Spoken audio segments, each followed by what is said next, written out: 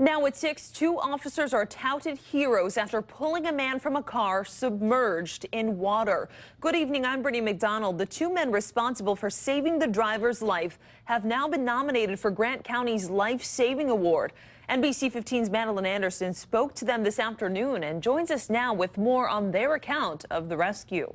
The sheriff's deputy and police officer involved in the river rescue say they did what anyone should have done in that situation. But their peers say they did it while putting their own lives on the line. And that's what makes them heroes in many people's eyes. It's a long fall from the road to the Big Green River. So when Grant County Sheriff's Deputy Jerry Vesperman and Fenimore Police Officer Walter Drazen responded to a crash here, they didn't know if there'd be any survivors. Once we were driving down the scene, I met a person jogging alongside the road. It was actually a gentleman that was in the vehicle that was able to get out, and he told us to go down to the bridge, and that's where the vehicle was. The driver was believed to still be in the car, but by the time they arrived, it was nearly underwater. The front end was fully submerged. You could see the tires, and the rear of the vehicle was slightly elevated.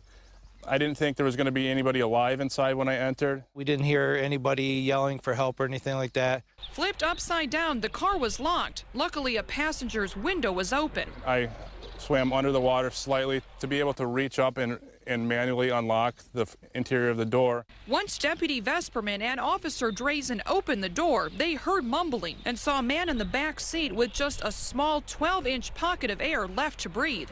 They quickly pulled him to safety. Yet had they gotten to the scene just minutes later, and the man may have already been gone. The water was still going into the vehicle. The temperature of the water was very cold. I would say it was somewhere in the lower 40s, if not 30s. Treacherous conditions that were made worse by the darkness and the river's current.